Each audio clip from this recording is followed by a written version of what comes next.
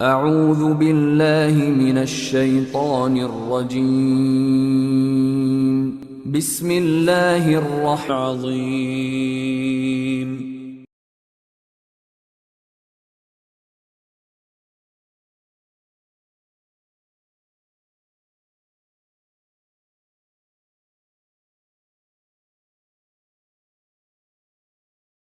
সম্মানিত সুধীমণ্ডলী,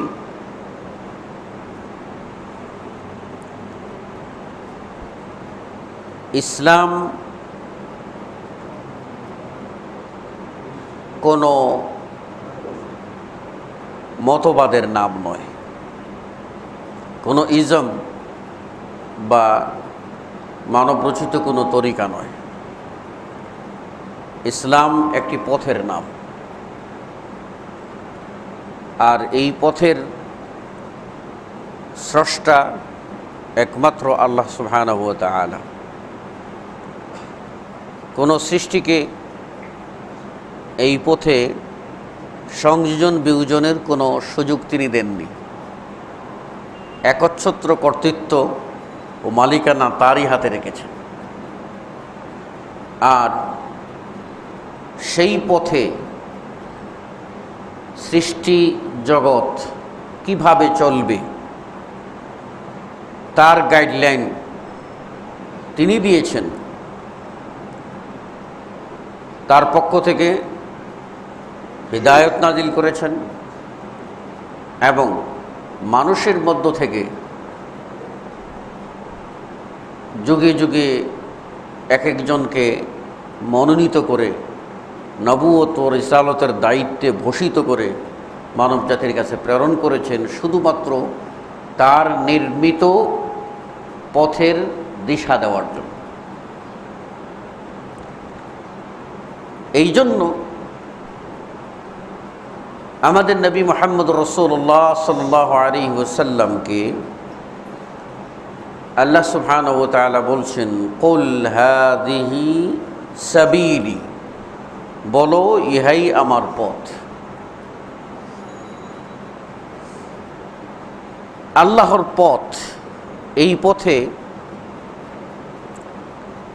যারা চলবে তারা সফল কাম হবে, যারা চলবে না পথ ছিটকে পড়বে, তারা বিভ্রান্ত হবে। এই যে ইসলাম, এই ইসলাম এর মূল বক্তব্যটা কি? ইসলাম মানে শান্তি, কিন্তু আসল শান্তিটা কখন পাবে? যখন ইসলামের আসল অর্থে মানুষ প্রবেশ করবে। আর সেই ইসলাম অর্থ হলো আল ইসতিসলাম বা বশ্যতা স্বীকার করা, সারেন্ডার হওয়া, অনুগত হওয়া। আল্লাহ সুবহানাহু ওয়া তাআলা এর প্রতি ঈমান এবং তার তরে পূর্ণ আনুগত্য স্বীকার করে নেওয়া, এর নাম হলো ইসলাম।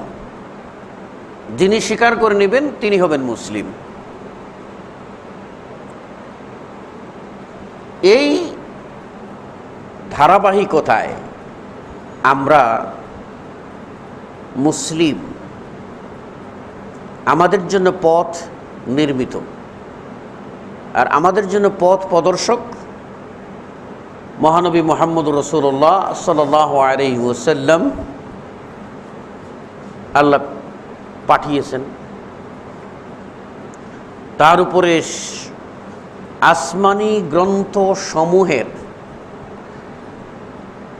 সার সংক্ষেপ, জিস্ট দান করেছেন, সেটা হলো মহাগ্রন্থ আল কোরআন। এইখানে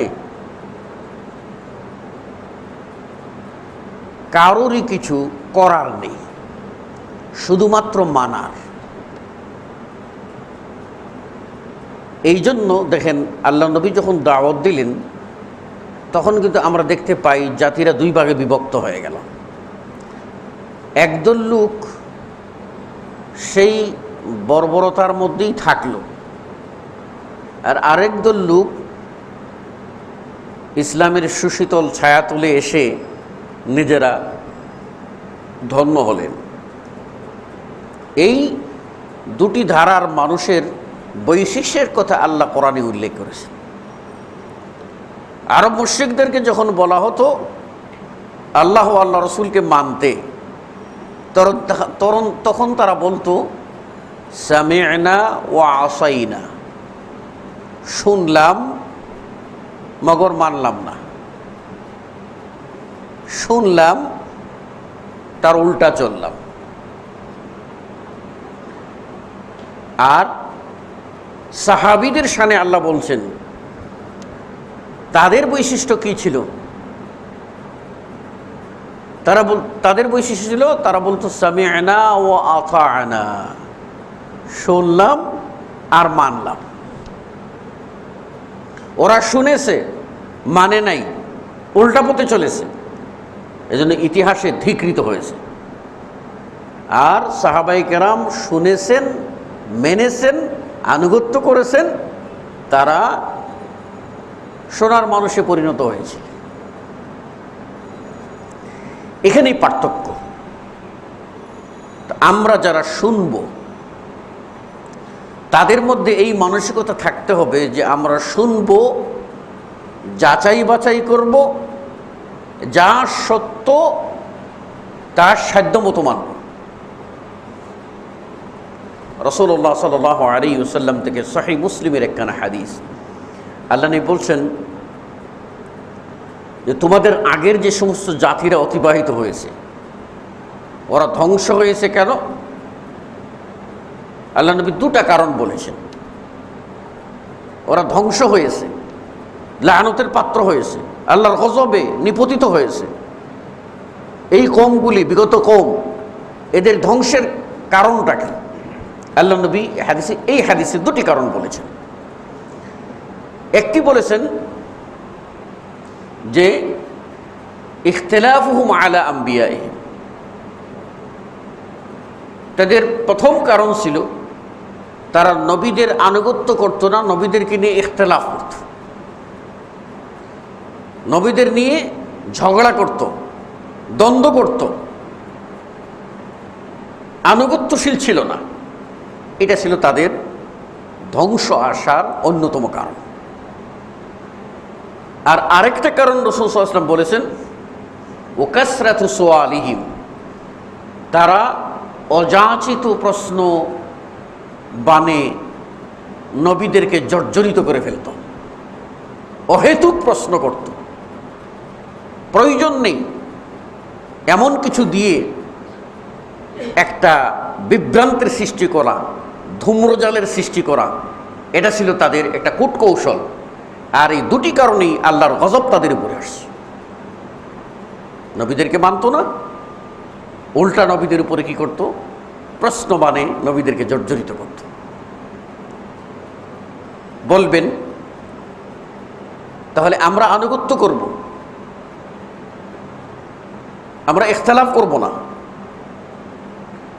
আমরা কি প্রশ্ন করব না? নিশ্চয়ই আমরা প্রশ্ন করব, কিন্তু প্রশ্ন করাটা ফরজ, প্রশ্ন করা আবার হারাম। প্রশ্ন করা সুন্নত, প্রশ্নের মধ্যেই দ্বীন, আবার প্রশ্নের মধ্যেই কুফরি। আল্লাহ রাব্বুল আলামিন বলছেন ফাসআলু আহলায যিকর ইন কুনতুম লা তা'লামুন। আপনি আমল করবেন, কোনো ইতিকাদ বা বিশ্বাস পোষণ করবেন, আপনার জানা নেই, আপনি যারা জানেন তাদেরকে কাছ থেকে জেনে নিন। আল্লাহ শর্ত দিয়েছেন বিল বাইয়িনাত ওয়াজ জুবুর। জানতে গিয়ে দলিল ছাড়া আসবেন না, দলিল নিয়ে আসবেন। আমি তায়েফে, সৌদি আরবের তায়েফ নগরীতে যখন দাওয়াতি কাজ করতাম, তো ওর মধ্যে একদিন এক জায়গায় আলোচনা করতেছিলাম। আলোচনার পর একজন যুবক আমাকে দাঁড়িয়ে প্রশ্ন করলো যে উস্তাদজি, আমরা যে 5 ওয়াক্ত ফরজ সালাত বলি, সুন্নত বলি, আর ঈদ বলি, আর জানাজা বলি, যাই বলি, তখনই আমরা এই গদ বাঁধা একটা নিয়ত পড়ি। আমরা পড়ে আসছি নিয়ত, নাওয়াইতু আন উসাল্লি লিল্লাহি তাআলা সালাসা রাকাআতি ফরজুল্লাহি তাআলা, কি এই ধরনের নিয়ত বাঁধা আমরা যে গদ বাঁধা পড়ি, এইটা কি কোরআন হাদিসে আছে? আমি সংক্ষেপের প্রশ্নের জবাব বললাম, কোরআনে তো নাই, হাদিসেও নাই, কোনো হাদিসের কিতাবে নেই। ছেলেটা খেপে গেল, ক্ষিপ্ত হয়ে গেল যে হ্যাঁ, তাহলে যুগ যুগ ধরে আমরা চলে আসছি, পড়ে আসছি, সেটাকে আমরা ভুল করছি। সেটা পরের কথা, আমাকে যা জিজ্ঞেস করা হয়েছে তা আমি জবাব দিয়েছি। আমি কোথাও পাইনি। এখন কেউ যদি পেয়ে থাকে তাহলে তাকে হাজির করতে হবে। আমি পাইনি, কোত্থেকে হাজির করব? তখন সে মানিকগঞ্জে বাড়ি, তার নির্দিষ্ট ওই জেলায় ওই বাড়িতে তার মসজিদের ইমাম সাহেবকে জানিয়েছে। তিনি তখন বলছেন আছে, তাহলে দেশে আসি। দেশে আসছে, আসার পরে বলছে যে এটা আছে, বলে আছে, বলে আছে বললে হবে না, ওখান থেকে একজন ওস্তাদজি বলে দিয়েছেন যে কোন কিতাবে আছে, কত নম্বর হাদিস, এটা বলে দিতে হবে, রেফারেন্স ছাড়া মানবেন না। তখন বলছেন বাবা, তাহলে তো এটা আমার কাম না, এটা মুফতি সাহেবের কাম, আমি পারবো না। গেছে মুফতি সাহেবের কাছে, মুফতি সাহেবের কাছে জিজ্ঞেস করছে যে এটা এরকম আছে কি? বলে না থাকতে মানুষে করে, আছে তো। ওস্তাদজি ধমক দিলে তো আমি ডরাই যাবো, কিন্তু কথা হলো আমি ওয়াদাবন্দি হয়েছি যে দলিল নিয়ে যেতে। কোন হাদিসে আছে, হাদিসের কিতাবের নামটা বলতে হবে, আর অধ্যায়টা আর হাদিসটা কি। যেহেতু আরেকজন চ্যালেঞ্জ করেছেন নাই, তখন পিঠে হাত দিয়ে ঘরে নিয়ে বলছে বাবা রে, আসলে ওটা কোনো কিতাবে নাই, কোনো হাদিসে নাই। এই জন্যই আল্লাহ রাব্বুল আলামিন শর্ত বলে দিয়েছেন বিল বাইয়িনাত ওয়াজ জুবুর। এখন আপনার প্রশ্ন আসে, তখন কথা আসবে, আমরা যারা যাচাই করতে পারি তারা তো গিয়ে যাচাই করলাম, কিছু মানুষ আছে আমরা যাচাই করতে পারবো না, সেই ক্ষেত্রে আমরা কি করব? তা আল্লাহ নবীর জমানায় ওই রকম মানুষ ছিলেন না? আল্লাহ নবীর জমানায় এইরকম মানুষও ছিলেন যাদের কলমের খোঁচায় যে কবিতাটা বের হতো, ওই কবিতার এত উৎকর্ষ মানের সাহিত্য হতো, আজকের যুগের আধুনিক সাহিত্যিকরা স্তব্ধ হয়ে যান। আর সেই সময় এইরকম লোকও ছিল যাকে বলা হয় জাহেল মোরাক্কাব, একেবারে জড়বস্তুর মতো, কিছুই নেই ওর সিন্ধুকে, এইরকমও কিছু লোক ছিল। তাহলে ওরা কি করবে? এইরকম এক লোক আল্লাহ নবীর কাছে এসে হাজির হল। আল্লাহ নবীকে তখন বলছে, এক একজনের এক এক রকম ভঙ্গি, যে যেই রকম মানুষ তার ধারণাটাও তো ওই রকম হয়। সে সাধারণ মানুষ, তার মাথাটাও ওই রকম, কাজকর্ম ওই রকম। কখনো এসে এরকম জিজ্ঞাসা, এই তোমাদের মধ্যে মুহাম্মদকে, প্রশ্নের ধরনটাও ওই রকম। আমি একবার ওই গিয়েছিলাম, তায়েফের একজন জাজ আমাকে নিয়ে গেলেন তার গ্রামের বাড়িতে। তো সেখানে গেলাম, তার বাবার সাথে পরিচয় করাবেন। তো বাবার সাথে পরিচয় করাবেন, এখন বাপ সাথে পরিচয় করাতে আমাকে নিয়ে গেছে। আমি বাংলাদেশের একজন ছোটোখাটো একজন ব্যক্তি গেছি, আমার সাথে একটু পরিচয় করাবেন। তো বাপের কাছে বলছে বাংলাদেশের একজন শেখ। আমি যাই থাকি না কেন, পরিচয় তো ঠিক করাইছে, একজন শেখ আসছেন। তখন বাপ ঘর থেকে বেরিয়ে আসছে। তো মাগরিবের সলাতের পরে গেছি, অন্ধকার, এবং বাড়ির তো আঙ্গিনা এগুলি পাথরের ঘর, আর সামনে হলো বালু। ঘর থেকে বেরিয়ে আসে, বলছে ওই না শেখ। একেবারে যে গ্রামের মানুষ, ভাষাটাও গ্রামের। বলতেছে শেখ কোথায়? আমি তো প্রথম ঘাবড়িয়ে গেছি।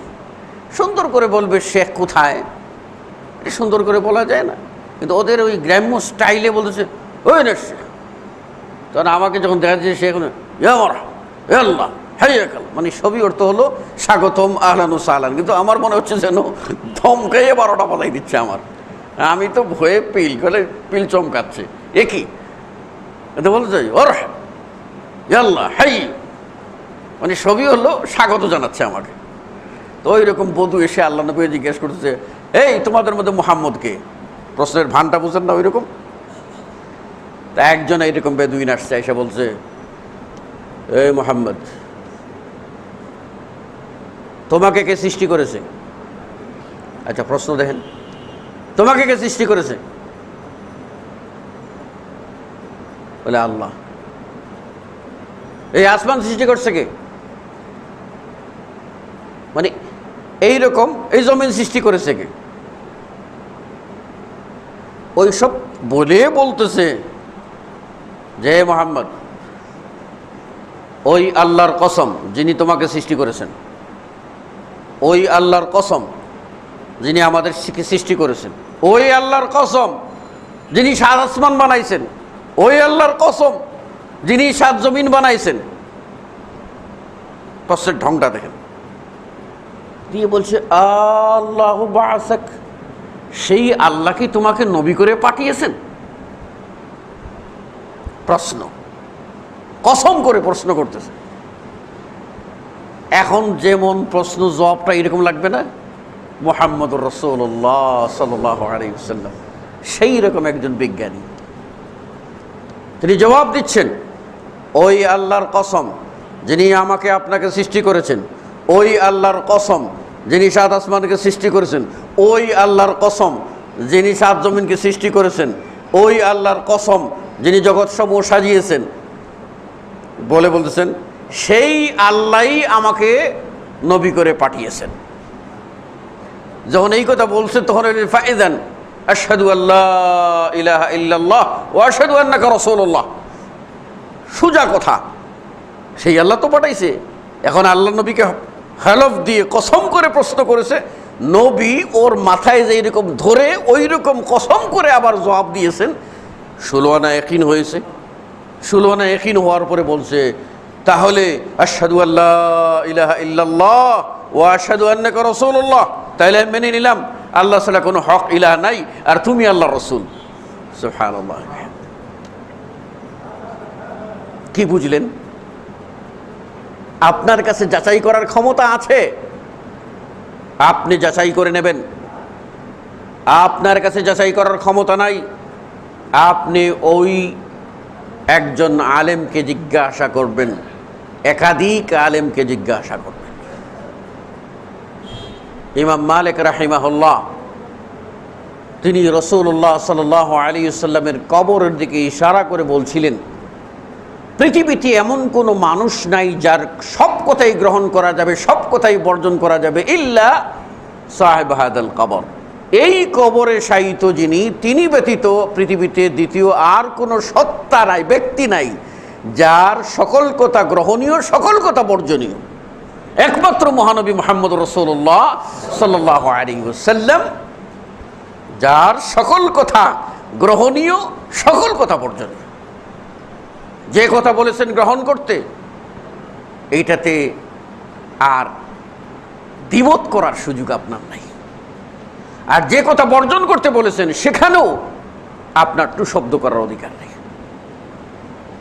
এই গ্রহণীয় বর্জনীয় বিষয়ে আল্লাহর নবী আমাদের জন্য যে সুন্দর একটা নীতিমালা দিয়েছেন, দেখুন প্রত্যেকটি গ্রহণীয় বিষয় শুরুদার্য, কিন্তু সকল গ্রহণীয় বিষয় কি একজন মানুষ বাস্তবায়ন করতে সক্ষম হবে? সব মানুষের সামর্থ্য কুলাবে না, সব মানুষের সামর্থ্য কুলাবে না। সবাই সমান শক্তি পাবে না। একজন শক্তিশালী ইমানদার, তার দেহ শক্তিশালী, ইমানও শক্তিশালী, সে সিয়াম পালন করবে রমাদানের 1 মাস, তারপরে শাওয়ালের আবার 6 দিন, তারপরে প্রতি মাসের 3 দিন আইয়ামে বিজর সিয়াম 13, 14, 15, তারপরে আরো শক্তি আছে, সে সপ্তাহে 2 দিন সিয়াম পালন করবে। কিবার কিবার বলেন? বৃহস্পতিবার এবং সোমবার 2 দিন সিয়াম পালন করবে। আর বিশেষ বিশেষ নির্ধারিত দিন, যেমন আরাফা আসতেছে 9 জিলহজ, আরাফার দিনে সিয়াম, যারা হজে যাবেন না, হজের মাঠে থাকবেন না, তারা বঞ্চিত থাকবেন। আল্লাহ রাব্বুল আলামিন সুযোগ করে দিয়েছেন আপনার আমার জন্য। আরাফার দিনে যদি কেউ সিয়াম পালন করে, আল্লাহ রাব্বুল আলামিন তার বিগত 1 বছর এবং আগাম আর 1 বছরের গুনাহকে মাফ করে দেবেন। থাকলে 10ই মুহররমের আশুরা, ওই শিয়াদের আশুরা নয়, আশুরায়ে মূসা, আশুরায়ে মুহাম্মদ সাল্লাল্লাহু আলাইহি ওয়াসাল্লাম, সেই দিনটা যদি কেউ সিয়াম পালন করে, তাহলে আল্লাহ নবী বলছেন তার বিগত 1 বছরের গুনাহকে আল্লাহ মাফ করে দেবেন। এইরকম সিয়াম যেগুলি নির্ধারিত, পারবে, শক্তি আছে। আবার আরেক বেশি শক্তি আছে, সে দাউদ নবীর মতো সিয়াম পালন করতে পারবে। 1 দিন সিয়াম পালন করবে আর 1 দিন খেয়ে থাকবে, তাহলে 6 মাস সিয়াম, 6 মাস আপনার সে সিয়াম নয়। কিন্তু আরেকজন ব্যক্তি ঈমান আছে, শারীরিক সামর্থ্য নাই, সেই ব্যক্তির জন্য রমাদানের 1 মাসই কষ্টকর। সেখানেও আল্লাহ বলছেন যদি না পারো, অসুস্থ যদি হও, সফরে যদি থাকো, বার্ধক্যজনিত রোগে আক্রান্ত, শিফা হওয়ার, মুক্তি হওয়ার আশা নাই, তাহলে ফিদিয়া দিয়ে দাও, মিসকিন খাওয়াই দাও, পথ আছে। কিন্তু দুইজনকে সমান সমান নয়। এই জন্য রাসূলুল্লাহ সাল্লাল্লাহু আলাইহি ওয়াসাল্লাম বলেছেন যে মা আমারতুকুম বিহি ফাতু মিনহু মাস্তাতাতুম, আমি তোমাদেরকে যা যা আদেশ করি সেগুলি তোমাদের যা সম্ভব তা তোমরা বাস্তবায়ন করো। দেখেন, যা সম্ভব, আদেশগুলির বেলায় নীতিমালা কি? যা সম্ভব আমার পক্ষে বাস্তবায়ন করতে হবে। এখন আপনার সম্ভব অসম্ভবের ভান করে থাকবেন, এটার বিচারক কে? আল্লাহ রাব্বুল আলামিন, তিনি বিচার করবেন। সুতরাং তার আদালতে ধরা পড়ে যাবেন। সম্ভব যা বাস্তবায়ন করবেন। কিন্তু নিষেধাজ্ঞার বেলায় কি বলেছেন? নিষেধাজ্ঞার নীতি কি? সেখানে ফর্মুলা দিয়েছেন, ওমা নাহাইতুকুম আনহু ফাউতাহু, আর আমি যা যা হতে নিষেধ করেছি সেগুলি থেকে বিরত হও। এইখানে ইচ্ছা করলে বিরত হো, সাধ্যমতো বিরত হো, এই নীতি নাই। আদেশের বেলায় সাধ্যমতো পালন করো, নিষেধের বেলায় অবশ্যই তোমাকে বিরত হতেই হবে। কারণ নিষিদ্ধ আল্লাহ যা করেছেন প্রত্যেকটাই মানুষের সাধ্যের ভিতরে। নিষিদ্ধ আল্লাহ যা করেছেন প্রত্যেকটাই মানুষের ব্যক্তি কিংবা ব্যষ্টি এর কল্যাণের জন্য, প্রত্যেকটাই মানুষের জন্য সম্ভব। আদেশগুলি বাস্তবায়ন করতে সময়কাল লাগতে পারে। আল্লাহ মওতকে নিষেধ করেছেন, এখন এটা ব্যক্তির পক্ষে পরিত্যাগ করা সম্ভব না অসম্ভব? সম্ভব। আল্লাহ রাব্বুল আলামিন শুকরকে হারাম করেছেন, ব্যক্তির পক্ষে বর্জন করা সম্ভব না অসম্ভব? আল্লাহ রাব্বুল আলামিন শিরককে নিষেধ করেছেন, শিরক বর্জন করা একজন ব্যক্তির পক্ষে সম্ভব না অসম্ভব? আল্লাহ নবী বেদাতকে হারাম করেছেন, বেদাতকে বর্জন করা একজন ব্যক্তির পক্ষে সম্ভব না অসম্ভব? আল্লাহ কুফুরকে হারাম করেছেন, কুফুরিকে বর্জন করা সম্ভব না অসম্ভব? সবই সম্ভব। অসম্ভব নয়। আদেশগুলি বাস্তবায়নের ক্ষেত্রে প্রতিবন্ধকতা আসতে পারে, আদেশগুলি বাস্তবায়নের ক্ষেত্রে স্টেজ লাগতে পারে, সময় নিতে পারে, স্টেপ বাই স্টেপ সময় নিয়ে আপনাকে বাস্তবায়ন করতে হতে পারে। এমনও দেশ আছে এমনও দেশ যেখানে হয়তো দেখা যাবে যে আল্লাহর আদেশগুলি বাস্তবায়ন করা তাদের পক্ষে কিছুতেই সম্ভব না, কিন্তু সে যে চেষ্টা করে গেছে, এই চেষ্টার বিনিময়ে সে আল্লাহর কাছে বেঁচে যাবে। এটাই তার পরিপূর্ণ ঈমানের দাবি। চেষ্টা যদি করে না যায়, তার ভিতরে সেগুলির প্রতি ভক্তি শ্রদ্ধা না থাকে, তাহলে সে সেখানে আল্লাহর কাছে দায়ী হয়ে যাবে। সম্মানিত সুধী মণ্ডলী, আল্লাহ যা নিষেধ করেছেন, আল্লাহ রসুল যা নিষেধ করেছেন, সেগুলির ব্যাপারে, আদেশ নিষেধের ব্যাপারে যাচাই করার অধিকার আপনার, কিন্তু সেখানে কোনো প্রকার মাতব্বরি করার অধিকার আপনার আমার কারোরই নাই। ওমর রাদিয়াল্লাহু আনহু তিনি তাওরাত দেখছিলেন, তাওরাতের পাতা উল্টাইয়েছেন, আল্লাহর নবীর চোখ পড়ে গেল, রেগে তিনি অগ্নিশর্মা। তোমরা তাওরাত খুলছো, আমি তোমাদের সামনে বিদ্যমান, শুনে রাখো, আল্লাহর কসম করে বলছি, লাউ কানা মূসা হাইয়ান মা ওয়াসিআতহু ইল্লা ইত্তিবাআনি, মূসার মতো যদি এইরকম পাওয়ারফুল নবী, কয় না কোথায় কোথায় বলে, যেখানে ফেরাউন সেখানে মূসা। আল্লাহ রাব্বুল আলামিন কিছু ব্যতিক্রম কিছু রাখেছেন যে মানুষ এগুলি দৃষ্টান্ত হিসাবে নিয়েছে। মূসার মতো নবীও যদি বেঁচে থাকতেন, মা ওয়াসিআতহু ইল্লা ইত্তিবাআনি, আমার ইত্তেবা ব্যতীত তারও কোনো মুক্তির উপায় ছিল না, কোনো পথ নাই। সুতরাং রাসূলুল্লাহ সাল্লাল্লাহু আলাইহি ওয়াসাল্লাম যা দিয়েছেন যাচাই করবেন আপনি রসুলের কথা কিনা, যাচাই করার পরে আর সেই ক্ষেত্রে কোনো টু শব্দ করার অধিকার নাই। আল্লাহ রাব্বুল আলামিন বলেন, ওমা কানা লিমুমিনিন ওয়ালা মুমিনাতিন ইযা কাযাল্লাহু ওয়া রাসূলুহু আমরান আন ইয়াকুনা লাহুমুল খিয়ারাতু মিন আমরিহি। ওমা কানা লিমুমিনিন ওয়ালা মুমিনা, কোনো মুমিন পুরুষ কোনো মুমিন নারীর জন্য বৈধ নয়, এই সুযোগ নাই। কোন বিষয়ে? যে বিষয়ে আল্লাহ ও তার রসুল ফায়সালা দিয়ে দিয়েছেন, সেই বিষয়ে তাদের এখতিয়ার বা অভিমত পেশ করবে এই সুযোগ নাই। এই সুযোগ স্বয়ং আল্লাহ তার নবীকে দেন নাই। আল্লাহর ফায়সালার ব্যাপারে নবী মুহাম্মদ সাল্লাল্লাহু আলাইহি ওয়াসাল্লাম তিনি নিজে কিছু বলবেন, আল্লাহ রাব্বুল আলামিন সেটাও দেন নাই। সূরা আল হাক্কা পড়ুন, সেখানে আল্লাহ রাব্বুল আলামিন কি বলছেন, ওয়ালাউ তাকাওয়ালা আলাইনা বা'যাল আকাওয়িল।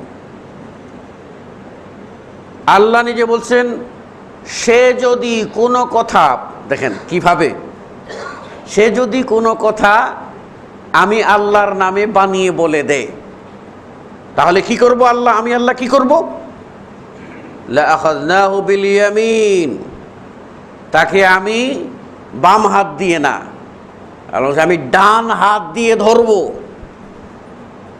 চিন্তা করেছেন কোন হাত দিয়ে ধরবেন? ভাই বলেন কোন হাত দিয়ে ধরবেন? ডান হাত দিয়ে। আল্লাহ রাব্বুল আলামিন বলতে পারতেন আমি ধরবো, এটাই তো যথেষ্ট। হ্যাঁ, আবার হাত বলেছেন, বামও বলেন এক, ডান, মানে ধরার মতো ধরবো। আর ধরে কি করব? কি করব? তাহলে তার এই যে শ্বাসরোগ দুটাই আমি কি করে দেব? কেটে দেব, ছেড়ে দেব, সুযোগ নেই কথা বলার। আল্লাহ নিষেধ করেছেন। আমাদের নবী মুহাম্মদ সাল্লাল্লাহু আলাইহি ওয়াসাল্লাম তার জীবনীর পড়ে আপনারা দেখবেন এমন এমন কিছু ঘটনা তার জীবনে ঘটেছে যে তখন নিজে কিছু চিন্তা করেছেন, তখনই আল্লাহ রাব্বুল আলামিন তাকে ধমক দিয়ে দিয়েছেন। ইহুদিরা প্রশ্ন করেছিল যে আসহাবে কাহাফ, ওই গুহায় তারা কতজন ছিল, কতদিন ছিল? আল্লাহ নবী তার এটা পুরা ঈমান যে আল্লাহ রাব্বুল আলামিন তাকে সাহায্য করবেন? আল্লাহ নবীর জানা নাই, কিন্তু আল্লাহ তো জানিয়ে দেবেন। তাই নবী বলছেন আগামীকালকে বলে দেব, আগামীকালকে বলে দেব। কিন্তু আল্লাহ নবী ইনশা আল্লাহ বলেন নাই, এটা স্লিপ হয়ে গেছে। ইনশা আল্লাহ বলেন নাই, মানে আল্লাহ চাইলে আগামী দিন বলে দেব, আল্লাহ না বলে দিলে তো আমি পারবো না। তো ভরসা কার উপরে হতে হবে? আল্লাহর উপরে। নবী করিম সাল্লাল্লাহু আলাইহি ওয়াসাল্লাম তার ঈমান প্রগাঢ় ছিল, কিন্তু একটু পদ্ধতিগত ভুল হয়ে গেছে। তিনি বলছেন আগামীকালকে বলে দেবো, ইনশাআল্লাহ বলেন নাই। কাল যায়, পরশু যায়, তারপরের দিন যায়, সময় পার হয়ে যায়, ওহীও আসে না, জিবরিলও আসে না। ইহুদিরা বারবার প্রশ্ন করে, নবী কিন্তু উত্তর দিতে পারেন না। তাহলে এটা কি আল্লাহর পক্ষ থেকে ধমক না? শুধু তাই না, নবী একেবারে স্তব্ধ। আল্লাহ রাব্বুল আলামিন আয়াত নাজিল করে জিবরাইল পাঠিয়ে কি ধমক দিলেন? ওয়ালা তাকুলান্না লিশাইইন ইন্নী ফাইলুন যালিকা গাদা ইল্লা আন ইয়াশা আল্লাহ। আল্লাহু আকবার। ওয়ালা তাকুলান্না, অবশ্যই অবশ্যই তুমি বলবে না হে মুহাম্মদ। সম্বোধন করেছেন কাকে? মুহাম্মদুর রাসূলুল্লাহ। ওয়ালা তাকুলান্না লিশাইইন ইন্নী ফাইলুন যালিকা গাদা, তুমি কখনো এরকম বলবে না যে কোনো বস্তু তুমি আগামীকাল করে ফেলবে। ইল্লা আন ইয়াশা আল্লাহ, তবেই সম্ভব যদি আল্লাহ চান। তার অর্থ হলো ইনশাআল্লাহ বলে বলো, তার আগে না। নবী মুহাম্মদ রাসূলুল্লাহ সাল্লাল্লাহু আলাইহি ওয়াসাল্লাম তার ভাই সুলাইমান, সুলাইমান নামে নবীর নাম শোনেন নাই? সুলাইমান বিন দাউদ। সুলাইমান আলাইহিস সালাম এর একটা ঘটনা উল্লেখ করেছে। বুঝলেন, সুলাইমান আলাইহিস সালামের স্ত্রী সংখ্যা নিয়ে আপনার দুটি মত আছে। একটা মতে তার স্ত্রী ছিল 70 জন, অপর বর্ণায় স্ত্রী ছিল 100 জন। তো রাসূল সাল্লাল্লাহু আলাইহি ওয়াসাল্লাম যে হাদিসটা বলছেন তাতে বুঝে যায় 100-ই কথা। সুলাইমান আলাইহিস সালাম এটা সুন্দর নিয়ত করে ঘর থেকে বেরিয়েছেন। এই রাতে তিনি তার 100 স্ত্রীর কাছে যাবেন, তাদের সাথে ইন্টারকোর্স করবেন, সময় দেবেন, এবং নিয়ত করেছেন ভালো যে আজকের এই যাওয়ার ফসল হিসাবে আমার 100টা স্ত্রী 100টি সন্তান জন্ম দেবে, আর প্রত্যেকটি সন্তানই আল্লাহর পথে এক একজন দাঈ হবে, এক একজন মুজাহিদ হবে, এক একজন আল্লাহর পথে কোরবান হবে, মানে আল্লাহর দ্বীনের খাদেম হবে। নিয়তটা ভালো না? খুব ভালো নিয়ত। আল্লাহ নবী মুহাম্মদ রাসূলুল্লাহ সাল্লাল্লাহু আলাইহি ওয়াসাল্লাম বলছেন, দাও। সুলাইমান গেলেন,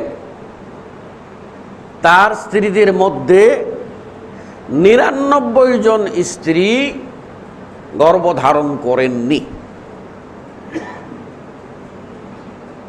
সুলাইমান কিন্তু 100 জনের টার্গেট নিয়ে গেছিলেন, 100টা সন্তান হবে।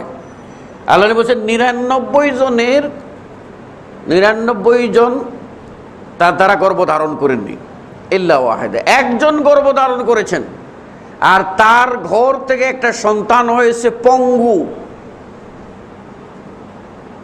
অর্ধেক।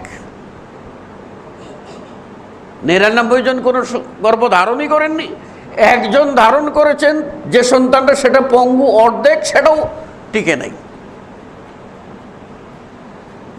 রাসূলুল্লাহ সাল্লাল্লাহু আলাইহি ওয়াসাল্লাম বলছেন যে সুলাইমান যদি ওই সময় বলতেন ইনশাআল্লাহ, তাহলে সুলাইমান আলাইহিস সালামের 100 স্ত্রী সন্তান ধারণ করত এবং 100টি সন্তান আল্লাহ তাকে দিতেন। স্লিপ কোথায়? ভুল হয়ে গেছে। এই জন্য রাসূল সাল্লাল্লাহু আলাইহি ওয়াসাল্লাম বলেছেন যে প্রত্যেকটি মানুষের সাথে আল্লাহ রাব্বুল আলামিন একজন ফেরেশতা দিয়ে দেন, প্রত্যেকটি মানুষের সাথে। লেখক ফেরেশতা তো আসেনি, তারপরে প্রত্যেক মানুষের সাথে এক একজন গাইড করবে তাকে, এরকম এক একজন ফেরেশতা থাকেন।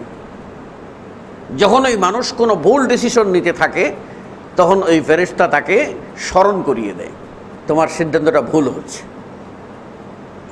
যে ওই সময়ে বিবেচনা করে ফিরে আসে, সাবধান হয়ে যায়, সে কিন্তু হেদায়েত প্রাপ্ত হয়। আর যে ওই সময় সতর্ক হয় না, সে কিন্তু ক্ষতিতে পড়ে যায়, ধ্বংস তার অনিবার্য হয়ে ওঠে। আপনি দেখবেন কোনো কাজ করতে যাচ্ছেন, এটা ভুল খারাপ একটা কিছু হচ্ছে, আপনার মনের ভিতরে খটকা লাগবে, যাব কি যাব না, করব কি করব না। ওই খটকাটাই আপনাকে যদি ফিরিয়ে দিতে পারতো তাহলে আপনি সফলকাম হয়ে যেতেন। কিন্তু ওই খটকাকে ডিঙ্গিয়ে আপনি শয়তানের পথে চলে যান, আমি চলে যাই, তারপরে কি হয়? ক্ষতিতে নিপতিত হয়। সম্মানিত সুধী, আমাদের নবী মুহাম্মদ সাল্লাল্লাহু আলাইহি ওয়াসাল্লাম তাবুকের যুদ্ধে কিছু মুনাফিক আপনার কেটে পড়বে, যুদ্ধে যাবে না, গরম মৌসুম, ফসল কাটার সময় তারা এসে তখন আল্লাহর নবীকে মিথ্যা কথা বলে। কারণ মুনাফিক তো এমনিই তো তারা কিছু নাই, সে মিথ্যা কথা বলে বাঁচতে চায়। আল্লাহ নবীর কাছে এসে বললো, ইয়া রাসূলুল্লাহ, এই সমস্যা আমি যেতে পারবো। আল্লাহ নবী কোনো গায়েব জানেন না, যে কারণটা বলছে এই কারণটা সামনে বিবেচনা করে নবী তাকে অনুমতি দিয়ে দিতেন। 3 জন সাহাবী তারা ইমানদার ছিলেন, কিন্তু তারা নিজেরা আজ যাব কাল যাব করে গড়িমসি করে তারা আর যেতে পারেন নাই। যুদ্ধ হলো, মুসলিমরা বিজয় লাভ করলেন। আর বিজয় যখন খবর পেয়ে গেল, সব মুনাফিকরা বলল যে খাইছে, তখন তো বিজয় বেশে ফিল্ড মার্শাল হিসাবে মুহাম্মদ সাল্লাল্লাহু আলাইহি ওয়াসাল্লাম ফিরে আসবেন, এখন তো কি করার। আয়েশা উজর খাহি করে নবীর কাছ থেকে মাফ চাইয়া নেবে সিদ্ধান্ত নিয়েছে। আর ওই 3 সাহাবী এরা কিন্তু নবীর কাছ থেকে অনুমতি নিয়েছেন, নবী করিম সাল্লাল্লাহু আলাইহি ওয়াসাল্লাম অনুমতি দিয়েছেন, কিন্তু নবী যাচাই করেন নাই যে এরা কি সাহাবী, ওরা সাহাবী না ওদের ভিতর ওরাও ওই রকম। আল্লাহ নবী যাচাই করেন নাই।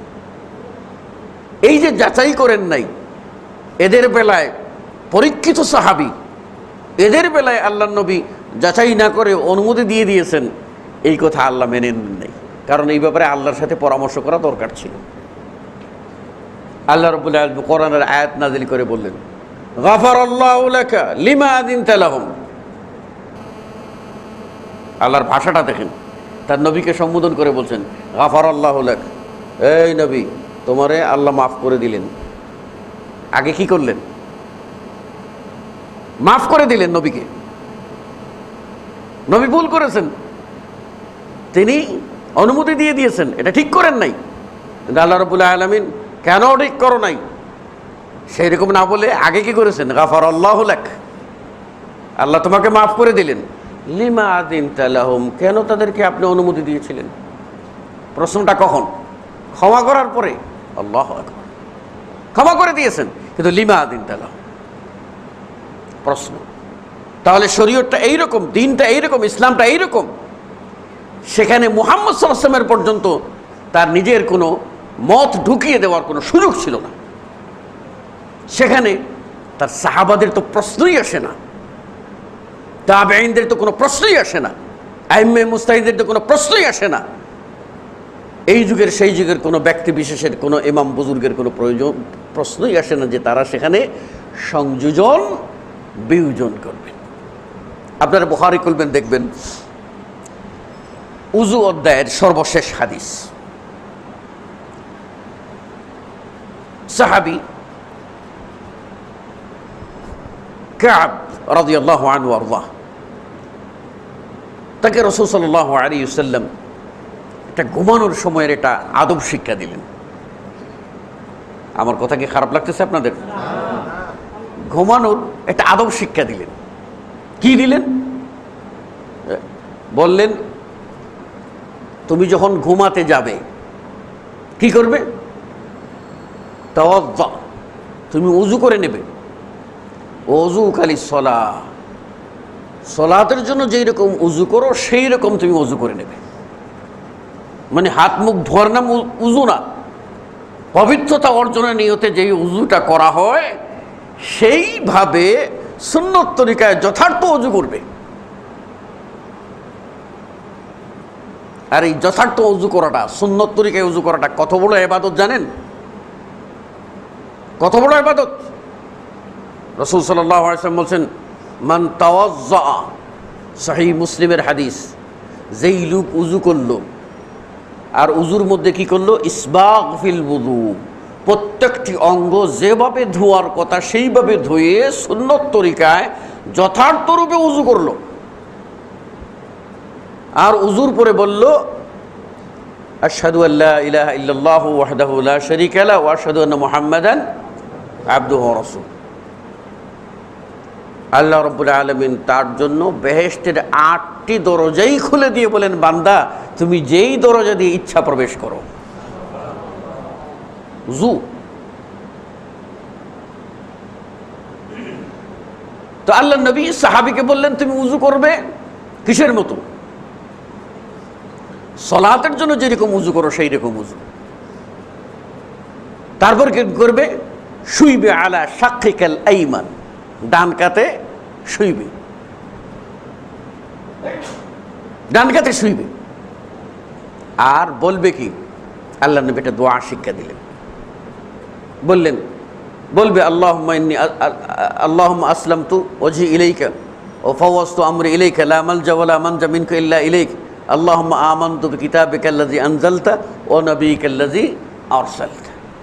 এই দোয়াটা শিক্ষা দিলেন, দিয়ে বলেন এই দোয়া ডান কাতে শুইবে, তারপর এই দোয়া পড়বে।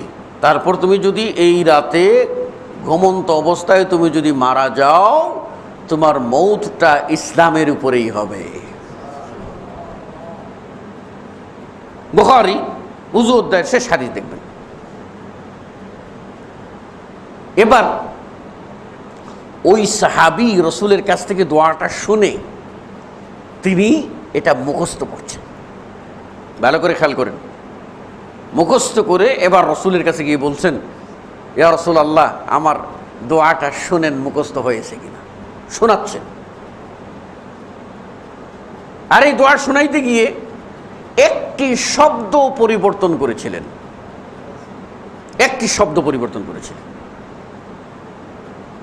শেষে আছে আল্লাহুম্মা আমানতু বিকিতাবিকাল্লাযী আনজালতা ওয়া নাবিয়িকাল্লাযী আরসালতা। হে আল্লাহ, আমি ঈমান আনলাম ওই কিতাবের প্রতি যে কিতাব তুমি নাজিল করেছো, আর ঈমান আনলাম ওই নবীর প্রতি, তোমার ওই নবীর প্রতি যে নবী তুমি প্রেরণ করেছো। নবী কথাটা ছিল, সাহাবী নবী শব্দের পরিবর্তে রাসূল বলেছিলেন। হতে পারে তার আপনার নবী রাসূল সাল্লাল্লাহু আলাইহি ওয়াসাল্লাম নবী বলেছেন না রাসূল বলেছেন, এটা তার মনে নেই, তাই তিনি তার যেটা মনে আছে সেটা বলেছেন। হতে পারে এটাও কোনো মতে যেটাও বলেছেন যে হতে পারে যে নবী ও রসুলের মধ্যে রসুল শব্দটা অধিকতর মর্যাদাপূর্ণ, রিসালতের পদটা অধিকতর মর্যাদাপূর্ণ। কারণ পৃথিবীতে লক্ষ লক্ষ নবী এসেছেন আর রসুল কিন্তু কম। রসুলদের সংখ্যা মাত্র 315 জন। লক্ষ লক্ষ নবী, রসুল কিন্তু 315 জন। আর তাদের মধ্যে শ্রেষ্ঠতম রসুল হলেন 5 জন, যাদেরকে আল্লাহ বলছেন উলুল আজমি মিনার রসুল। শ্রেষ্ঠতম হলেন 5 জন, যারা প্রত্যয় দৃঢ় সংকল্পের অধিকারী ছিলেন, কঠিন আজমতওয়ালা ছিলেন। তাদের মধ্যে হলেন নূহ আলাইহিস সালাম, ইব্রাহিম, মূসা, ঈসা, মুহাম্মদুর রাসূলুল্লাহ সাল্লাল্লাহু আলাইহি ওয়াসাল্লাম। এই 5 জন উলুল আজমি মিনার রাসূল। আর এই 5 জনের মধ্যে যদি শ্রেষ্ঠ ধরা হয় তাহলে মহানবী মুহাম্মদুর রাসূলুল্লাহ সাল্লাল্লাহু আলাইহি ওয়াসাল্লাম। আমি সে প্রসঙ্গে যাব না, কখনো সময় হলে এটি নিয়ে আলোচনা করব। কথা হলো সাহাবী নবী কাল্লাযী আরসালতা আল্লাহ নবী শিখাইছেন। এর জায়গায় তিনি বলেছিলেন ও রাসূলিকাল্লাযী আরসালতা। ব্যাকরণে কোনো ত্রুটি নাই। নবী শব্দের জায়গায় শুধু রসুল এই একটা শব্দ পরিবর্তন করেছেন রসুলের শিখানো দুআর বেলায়। আল্লাহর নবী রেগে গেলেন, শুনলেন, শোনার পরে রেগে গিয়ে বললেন লা ও নবীকাল্লাযী আরসালতা, আমি তোমাকে যা বলেছি তাই বলো, ও নবীকাল্লাযী আরসালতা। এই নবী শব্দটি পরিবর্তন করে রসুল সংযোজন করা, এইটুকু রাসূল সাল্লাল্লাহু আলাইহি ওয়াসাল্লাম মেনে নেন নাই। লা, আবার দমক দিয়ে বলছে লা ও নবীকাল্লাযী আরসালতা। সাহাবী বলছেন ও রাসূলিকাল্লাযী আরসালতা। আল্লাহ নবী বলে না, ও নবীকাল্লাযী আরসালতা, যা বলেছি তাই। এটুকু পরিবর্তন করার অধিকার কারোরই নেই। এই হলো ইসলাম। সাহাবায়ে কেরাম রিজওয়ানুল্লাহি আলাইহিম আজমাইন এভাবেই ইসলামকে বুঝেছিলেন। ফলে তারা ইসলামকে মেনেছেন ওইভাবে। আর সে কারণেই আল্লাহ রাব্বুল আলামিন তাদের বেলায় বলছেন রাদিয়াল্লাহু আনহুম ওয়া রাযু আন।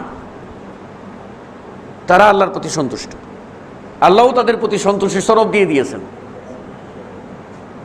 বদরের সাহাবী যাদের সামনে আল্লাহ রাব্বুল আলামিন পরিষ্কার বলে নবী বলে দিয়েছেন, বুখারীর হাদিস, আবু বালতাআর ঘটনায় আল্লাহ রাব্বুল আলামিনের পক্ষ থেকে ঘোষণা যে আল্লাহই বলছেন, এই বদরে যারা অংশগ্রহণ করেছিল তোমরা ইফআলু মা শি'তুম গাদ গাফারতু লাকুম, তোমরা যা কিছু করো না কেন আমি তোমাদের মাফ করে দিলাম।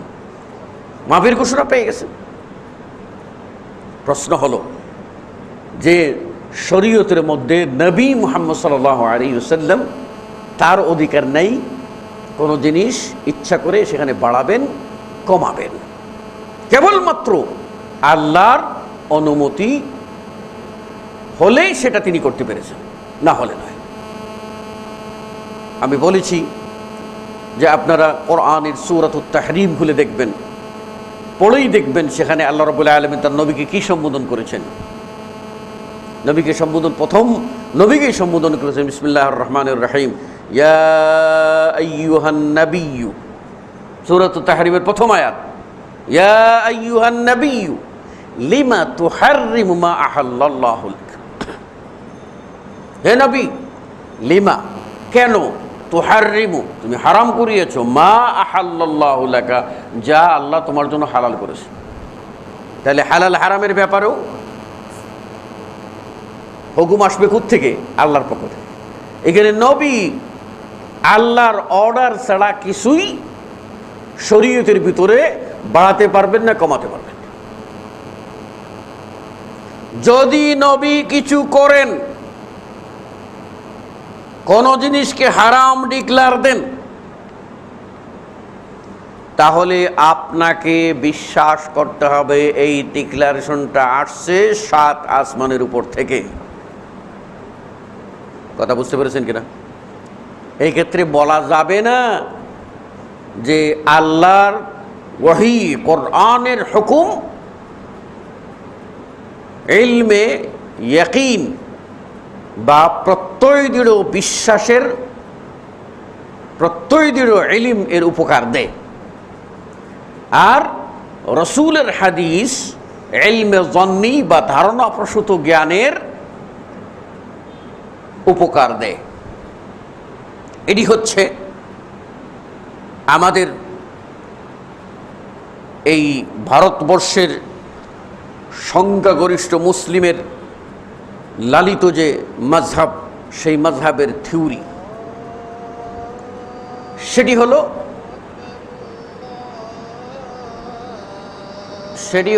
হলো যে কোরআনের আয়াত দ্বারা কোনো বস্তু যদি অকাট্য, কোনো বস্তু যদি হারাম করা হয় বা হালাল করা হয় সেটি হলো অকাট্য, আর হাদিস দ্বারা যদি কোনো বস্তু হালাল করা হয়, হারাম করা হয়, তাহলে সেটি জন্নি বা ধারণা প্রসূত, সেটি অকাট্য নয়। কিন্তু এটা জানেন না যে হাদিসটা আল্লাহর নবী তার পক্ষ থেকে বলেন নাই।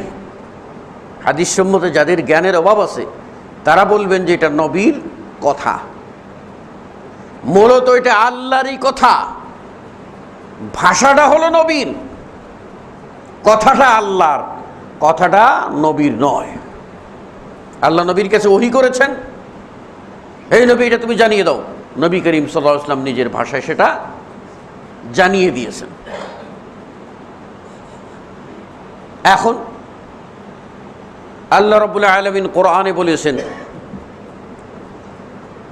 হুররিমাত আলাইকুমুল মাইতা, হুররিমাত আলাইকুমুল মাইতা, তোমাদের জন্য সকল মৃত প্রাণী হারাম। হুররিমাত আলাইকুম মাইতা ওয়াদ-দাম ওয়া লাহমুল খিনজির, আয়াতটা পড়ে দেখবেন কোন কোন বস্তু হারাম। 9টা বস্তু এই আয়াতে আল্লাহ হারাম করেছেন। প্রথমেই বলেছেন মৃত প্রাণী খাওয়া কি হারাম। এই আয়াত যদি আপনি মানেন তাহলে একটাও মাছ খেতে পারবেন না, কারণ জিতা মাছ পাওয়া যায় নাকি এখন খুব কম। তাহলে যে মরা মাছ খাচ্ছেন, ওই মিয়া মরা মাছ খাইছেন, তো যে যদি এই মরা মাছ খাচ্ছেন জায়েজ হবে? আল্লাহ বলছেন হুররিমাত আলাইকুমুল মাইতা, তোমাদের জন্য মৃত জন্তু কি হারাম। তখন আপনি মরা মাছ খাচ্ছেন, ইলিশ তো মরা খাচ্ছেনই, আবার সেটাকে এই ইয়ের ভিতরে টিনের ভিতরে বইরা লবণ দিয়ে রাইখা পচাইয়া সেটাও খাচ্ছেন, তাই না? লোনা ইলিশ খান নাই কেউ কোনো সময়? চিটাং গিয়ে খবর নিয়ে দেখবেন, লোনা ইলিশের খবর পাবেন, তাই না? তো খাচ্ছেন, এই মরাটা যে খাচ্ছেন কিসের ভিত্তিতে খাচ্ছেন?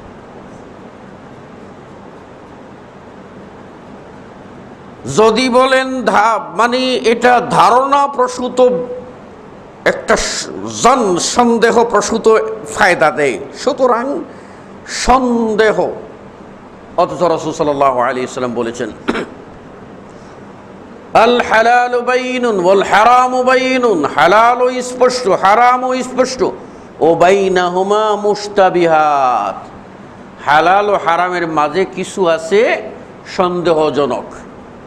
ফামান ওয়াকা ফিহিন্না ওয়াকা ফিল হারাম, যেই লোক সন্দেহের মধ্যে ডুবে গেল সে হারামের মধ্যে ডুবে গেল। তাহলে সন্দেহ থেকে বাঁচতে হবে।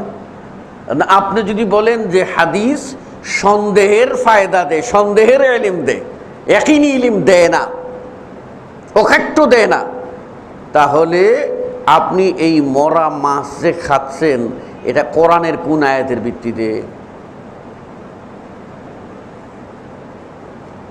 আমি কিন্তু খাচ্ছি একটা আয়াতের ভিত্তিতে। এইরকম অসংখ্য আয়াত আল্লাহ কোরআনে বলেছেন। আমি খাচ্ছি, আল্লাহ বলছেন হুররিমাত আলাইকুমুল মাইতা, মৃত জন্তু হারাম, আর আমি মরা মাছ খাচ্ছি কোরআনের ওই আয়াতের ভিত্তিতে। কোন আয়াতের ভিত্তিতে? আল্লাহ বলছেন ওয়ামা আতাকুমুর রাসূলু ফাখুযুহু, রাসূল যা দিয়েছেন তা গ্রহণ করো। রাসূল সাল্লাল্লাহু আলাইহি ওয়াসাল্লাম হাদিসের মধ্যে বলছেন তোমাদের জন্য মাছ মরা এটা খাওয়া জায়েজ।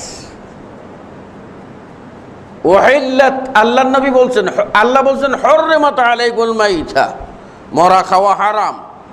আর আল্লাহ বলছেন ওয়াহিল্লাত লাকুম আল মাইতাতান, তোমাদের জন্য দুইটা মরা জিনিস খাওয়া হালাল করা হয়েছে। পাইলেন কার কথায়? রসুলের কথায়। আপনি যদি বলেন ধারণা প্রসূত জ্ঞান দে, তাহলে ধারণা করে সন্দেহের মধ্যে পইড়া হারামটা খাইয়েন না, সব মাছ ছেড়ে দেন। কথার কথা। তাহলে বুঝা গেল নবী মুহাম্মদ সাল্লাল্লাহু আলাইহি ওয়াসাল্লাম যেখানে আল্লাহ বলেন ওয়াহিল্লাত হুররিমাত আলাইকুমুল মাইতা, মৃত্যুজন্তু হারাম, সেখানে আল্লাহর নবী মাতব্বরি করে তিনি বলবেন না মাছটা খাইতে পারো। নবীর পক্ষ থেকে মাতব্বরির কোনো অধিকার নাই।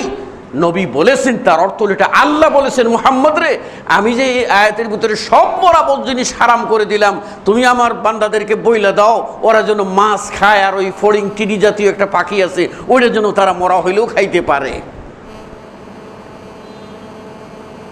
কথাটা বুঝতে পারেন নাই?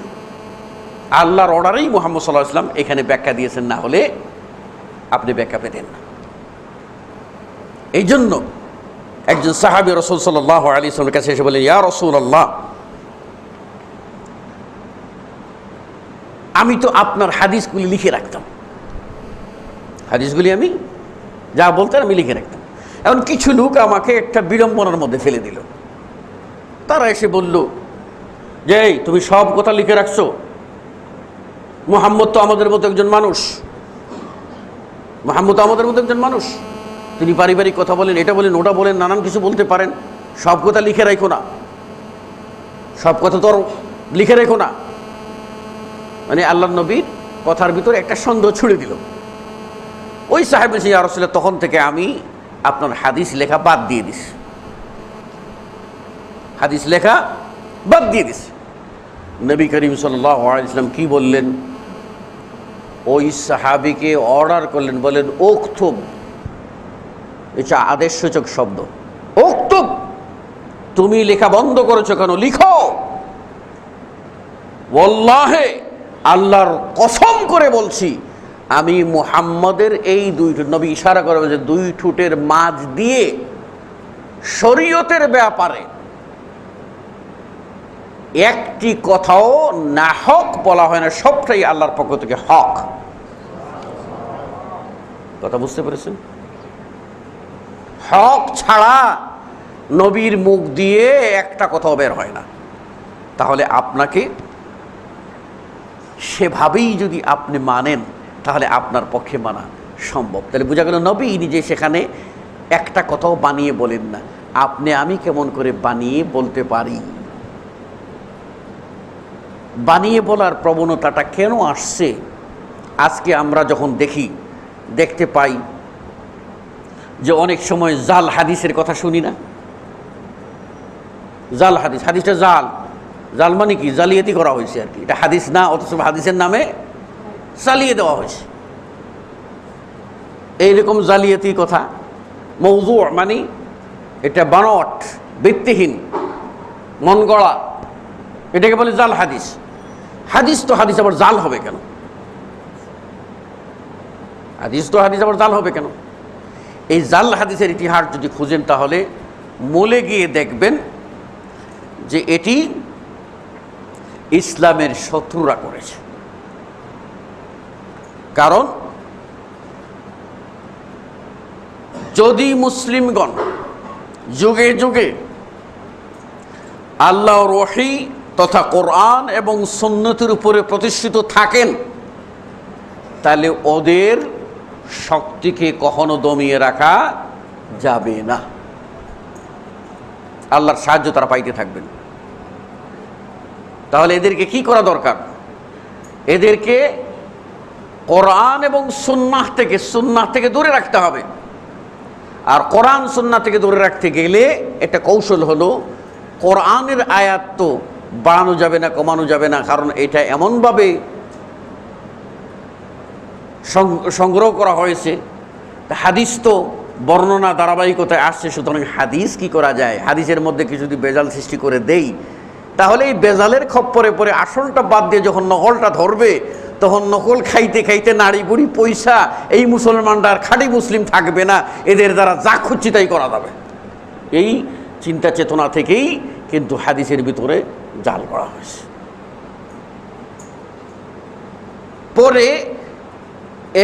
পরে যখন মুসলিমরা চতুর্থ শতাব্দীর পরে মুসলিমরা যখন বিভিন্ন আপনার স্কুল অফ থটে বিভক্ত হয়ে পড়লেন, এরা এই দলের অনুসারী, এরা ওই দলের অনুসারী, তখন এই দল ওই দলকে গায়েল করার জন্য কি দরকার? হাদিসের দরকার। এই ক্ষেত্রে দেখা গেল যে ওদেরকে গায়েল করার কোনো হাদিস পাওয়া যায় কিনা। ওদেরকে গায়েল করার কোনো হাদিস যখন পাওয়া গেল না, এরা তখন বৈশা কিছু হাদিস বানাইল, ওদেরকে গায়েল করা যায় কিনা। মুআবিয়া রাদিয়াল্লাহু আনহুর বিরুদ্ধে খেপে গেল একদল। এখন মুআবিয়ার বিরুদ্ধে শিয়ারা হাদিস বানাইল, বলে আল্লাহর নবী বলেছেন, ইজা রাআইতুমুল মুআবিয়াতা আলা মিম্বারি ফাকতুলু, তোমরা যদি আমার মিম্বরের উপরে মুআবিয়াকে দেখো, তাহলে তাকে হত্যা করে ফেলো। বাস, আল্লাহর নবী বলেছেন। এই কথা যদি সমাজে চালু করে দিই, যাচাই বাছাই তো পড়ে, আগে তো হুজুম পড়ে যাবে, আরে নবীর কথা ধর, কাম তো সারা, যাচাই না পরে হবে, বানিয়ে দিল। নবী বলেছেন নাউযুবিল্লাহি মিন যালিক। মুআবিয়া রাদিয়াল্লাহু আনহু যে প্রসিদ্ধ ওহী লেখক ফেরেশতা সাহাবী ছিলেন, তাদের মধ্যে অন্যতম সাহাবী মুআবিয়া রাদিয়াল্লাহু আনহু। আর সেই মুআবিয়ার সাথে বানাই দিল কি, যে মুআবিয়াকে হত্যা করে দিল। বলা হলো আল্লাহর নবী বলে গেছেন, আমার উম্মতের ভিতরে একজন লোক আসবেন যার নাম হবে এই, আর তিনি হবে উম্মতের চেরাগ, প্রদীপ, উম্মতের প্রদীপ হবেন। আর আমি কিয়ামতের মাঠে তাকে নিয়ে গর্ব করব। নবীন ঠেকা পড়ে গেছে কিয়ামতের মাঠে, মানে একজন লোক আসবেন তার উম্মতের ভিতরে, আর ওই ব্যক্তিকে নিয়ে আল্লাহ নবী কিয়ামতের মাঠে একটু বলবেন যে আমার উম্মতের এত বড়, আমার চেয়েও বড়। নাউযুবিল্লাহি মিন যালিক। কথাটা বুঝতে পারেননি? এরা বানাইল কারা? তাদের নিজস্ব ইমামের পক্ষে। এবার বিপরীত দল ওদেরকে গায়েল করার জন্য বানাইলো আরেকটা। সেটা কি? সেটা বানাইলো এই হাদিসের অংশ, ওয়াতি ফি উম্মতি, আমার উম্মতের ভিতরে এমন একজন লোক আসবে, সেটি হবে আযাররু মিন ইবলিস, ইবলিসের চেয়েও উম্মতের জন্য বড় ক্ষতিকর। আযার শব্দটা সুপারলেটিভ ডিগ্রির, সবচেয়ে বড় ক্ষতিকর। আযাররু মিন ইবলিস, ইবলিসের চেয়েও বড় ক্ষতি হবে আমার উম্মতের জন্য। সেই লোকটাকে, সেই লোক হলো আপনার মুহাম্মদ ইবনে ইদ্রিস আশ-শাফিঈ। ইমাম শাফিঈ বানাই দিল। আর নিজের ইমাম আবু হানিফার শানে বলল যে আমার উম্মতের মধ্যে একজন লোক হবেন, ও সিরাজ উম্মতি, তিনি হলেন আমার উম্মতের চেরাগ, তিনার নাম হলো নু'মান বিন সাবিত। আমি কিয়ামতের মাঠে তাকে নিয়ে অহংকার করব। এটা বানাইলো পক্ষে। আর বিপরীত পক্ষকে শাফি মাযহাবকে কায়েল করার জন্য বানাইলো। আর উম্মতের ভিতরে আরেকজন হবেন যিনি, যার নাম হয় মুহাম্মদ ইবনে ইদ্রিস আশ-শাফিঈ, সে হবে আমার উম্মতের জন্য ইবলিসের চেয়েও মারাত্মক।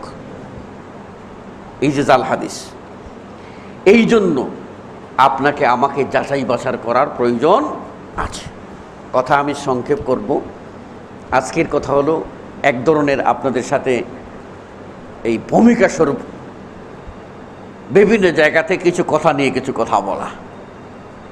তারপর যদি আমরা কখনো বসতে পারি তাহলে বিষয়ভিত্তিক আলোচনা আমরা আপনাদের সামনে পেশ করার চেষ্টা করব। বিষয়টা আপনারা প্রয়োজনে নোট করতে পারবেন, নোট করে নিতে পারবেন। এইরকম ক্লাস আপনাদের সামনে যদি আল্লাহ আমাকে তৌফিক দেন আর আপনারা চান কখনো, বা আমি সুযোগ করতে পারি, বলা তো যায় না, তখন আপনারা বিষয়ভিত্তিক নোট করতে পারবেন। সেইগুলি আপনাদের জীবনে কাজে লাগবে, আপনাদের সন্তানদের জীবনে কাজে লাগবে, পরিবারের জীবনে ইনশাআল্লাহ। তো আমি যেটা কথা বলতে চেয়েছিলাম সেটা হলো, এই কারণে আমাদের সকলকে একটু যাচাই বাছাই করে আগাইতে হবে। এখন আমি একটা প্রশ্ন করে শেষ করছি। আপনি গ্রাম দেশে কথা বলে যে সারা জীবন পুলিশে চাকরি করলি এখন থানার মোড়ও চিনিস না, কথা কয় না? গ্রামের কথা, গ্রাম্য কথা দিয়ে বলছি। আমার বয়স 40 পার হয়ে গেল, 50 পার হয়ে গেল, 60 পার হয়ে গেল, 80-র দোরগোড়ায়। আমি এখন যদি এই পর্যন্ত আমার জীবনে কোনোদিন কোনো একজন আলেমকে, কোনো একজন শেখকে, ওস্তাদকে ডেকে বলেছি, ওস্তাদ আমার এই উজুটা দেখেন তো রসুলের তরিকা মতো হয় কিনা, আমি সূরা ফাতিহাটা পড়ি, একটু দয়া করে শুনুন। সেটা জিবরাইল আলাইহিস সালাম যেভাবে রসুলের কাছে পড়েছিলেন আর রাসূল সাল্লাল্লাহু আলাইহি ওয়াসাল্লাম যেভাবে আবৃত্তি করেছিলেন, সেই রকম তেলাওয়াত আমারটা হয়েছে কি না, আমরা কয়জন জিজ্ঞাসা করেছি? কয়জন আমরা জিজ্ঞাসা করেছি? এই জন্যই আমরা কিন্তু একটা স্রোতে ভেসে এসেছি, ভাসমান শেওলার মতো। যাচাই বাছাইয়ের প্রয়োজনীয়তাটাও বোধ করি নাই। যখন যাচাইয়ের কথা আসছে, একদল যাচাই করেছে, তখন আমরা চমকে উঠেছি। একই বাপদাদা 14 পুরুষ পার হয়ে এলো, এত বড় বড় আলেম ওলামা অতিবাহিত হয়ে গেলেন, তারা কি কখনো বুঝতেন না? তারা কি কখনো জানতেন না? এগুলি কি তারা দেখেন নাই? আহারে কি বিপদের মধ্যে পড়লাম, ছেলেপেলেরা কি শুরু করল। এটা হয়েছে কেন? কারণ আমার 60 বছর 70 বছর পার হয়ে গেছে, একবারও আমি অনুসন্ধানের চিন্তা করি নাই।